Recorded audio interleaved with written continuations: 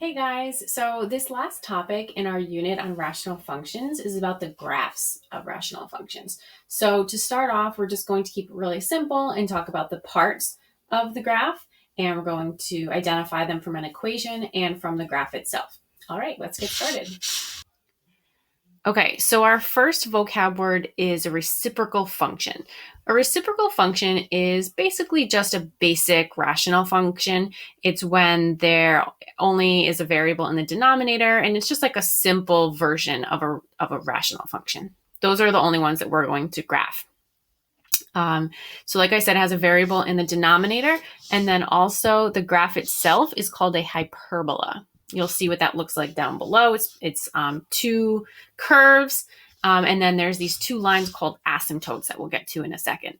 So first of all, this is the equation of the parent function of a reciprocal / rational function. And so it's just 1 over x. So remember what a parent function is. It's just like the most basic form of the function. And then we can add or subtract to it to move it left, right, up, or down. Okay, so this is what the graph looks like of this parent function. This is what a hyperbola looks like. So the parts of a hyperbola is the actual curves themselves. That's the hyperbola. Then there's something called an asymptote. So what an asymptote is, and you can probably notice it in this picture, is they're lines basically. Well, okay, so it's a value, which in this case, a line, that the graph gets closer and closer to but never touches. And so let me show you what we mean. Notice this y-axis. Now, you probably can't tell just from looking at it because this graph technically is going to go on forever, but the red part of the graph, the actual curves, will actually never ever touch the y-axis. And that's because for this parent function, the y-axis is called a vertical asymptote. And so what that means is this red graph is just going to, as it goes on forever in both directions, it's going to keep getting closer and closer and closer and closer to that y-axis. Same thing down here on the bottom. It's just going to keep getting closer and closer and closer to the y-axis, but it'll never touch it. It'll never cross it. We say it approaches it. And there's also a horizontal asymptote here, which is this x-axis. And again, you can't really tell right now because this goes on forever and we can't show that. But this red graph will keep going closer and closer and closer to the x-axis, but it'll never touch or cross it. And so that's what an asymptote is. It's an undefined part of the graph that the graph itself, the red part in this case, will never touch or cross. So when we identify an asymptote, we want the equation of the line. And so if you remember horizontal and vertical lines, a horizontal line, the equation of a horizontal line is always y equals some number, whatever number it is that it's not touching. So in this particular case, this horizontal asymptote is actually at 0. So we would say that it's y equals 0. And then for the vertical asymptote, a vertical line, if you remember, is always x equals some number, which in this case, again, is 0 because this y-axis is x equals 0. And so there's 0 when it's the parent function.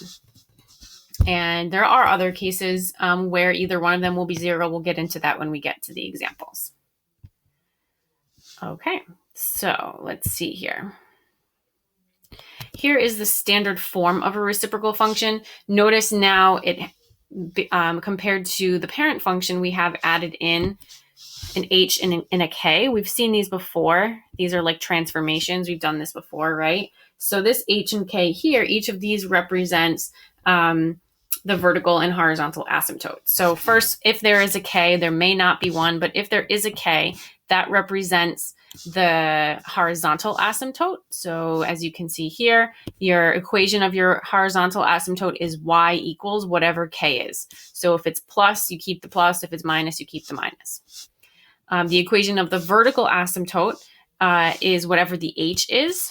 You take the opposite sign. So you'll see in the examples, just like we learned before, this right now is x minus h because that's that basic form. So if it stayed minus, that would mean there's a positive number for h. If it became positive here, if this became a plus sign, that would mean your h is negative. So you'll see that in the examples. And then lastly, we talked about excluded values earlier in the year when we were back in school. An excluded value, remember, is anything that would make the denominator 0. So whatever you would plug in here for x to make this whole denominator 0. Your excluded value happens to be the same number as your vertical asymptote. But when you're listing an excluded value, you just say the number, you just write the number, versus an equation of a vertical asymptote, you're doing x equals that number. So you'll see when we do the examples, and this is what your practice is like too.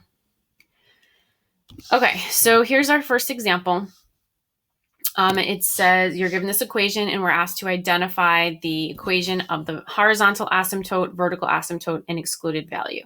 So if you look back up here, horizontal asymptote is your k. So this is my k, which is a 4. So that means this graph, if we graphed it, would have a horizontal asymptote at y equals 4. It would have a vertical asymptote. So remember this negative here, k. This became positive. So I said take the opposite sign. So the equation of our vertical asymptote would be x equals -2. And again, it's -2 because this was really x minus -2, and then it became plus. And then for our excluded value, we would just simply say -2. Because if we plugged in -2 here for x, that would make that denominator 0. So that means that x can't be -2, which is also why our vertical asymptote is at -2, because x cannot be -2, because we can't have a denominator of 0. Okay, so there's our first example.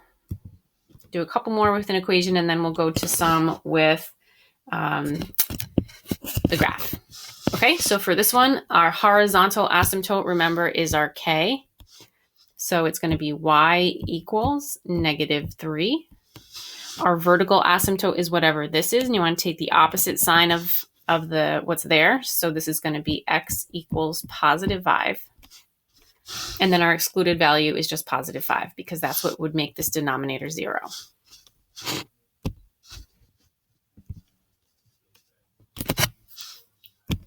Okay, so for this one, I'm actually, just for the sake of this problem, I realized as I was doing this that I didn't include one of these. I'm going to get rid of this k here. So let's just pretend that this was f of x equals -1 over x minus 6. So if there's nothing there, that means that your asymptote is 0. So this would be y equals 0, which is that x-axis. Our vertical asymptote would be just this +6, x equals 6. And our excluded value is also just 6. Okay, so now we're going to do a few examples from a graph. Same idea. Now from a graph, you just kind of have to look at it and determine where it looks like it's maybe not going to cross. And so I picked examples that are a whole number examples for you to make it a little bit easier. You may want to try to draw it in if you're doing this out on paper just to see. So, okay, for our horizontal asymptote, I can tell it's going to be right through here. So that's going to be, if this is -2 and this is -4, that's going to be at -3. So we're going to say y equals -3. And then for our vertical, you can see it's going to be, see how -2, see if I can draw a straighter line. It's not, okay, well, I tried my best. See how it's not going to hit -2? So my vertical asymptote would be x equals -2, and our excluded value is just -2. All right, let's do another one. Okay, horizontal, I can tell it's going to be right about here, which is, ooh, there we go, which is at 5. So y equals 5. Vertical, I would say here. Okay, that was way off, but you get the idea, which it would be at 2 if you do a straight line up and down through 2. So that'd be x equals 2. And then my excluded value is 2. Okay, a couple more examples. So our horizontal, so this one actually, it's already drawn in for us because this one happens to be the x-axis, which is y equals 0. Our vertical asymptote, let's see, it looks like it'd be around here. which is at -3. So x equals -3. And then our excluded value is -3. Okay, our last example. Horizontal asymptote looks like it's at about -2. So we'd say y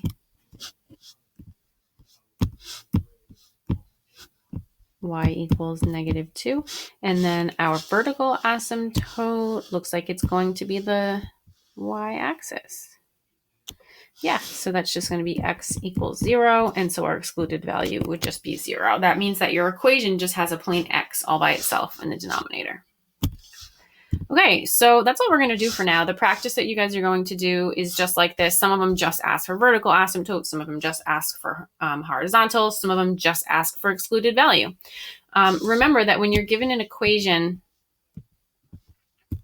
I'll do it down here. Remember when you're given an equation, like I'm just going to make up an example. Say you had y equals 1 over 2x minus 3 plus 4. If I asked you for the excluded value here, remember that you can just set this equal to 0, and then you would solve. So you would add 3 and then divide by 2. So in this particular example, we would say this is your excluded value. And then remember, that's also the vertical asymptote.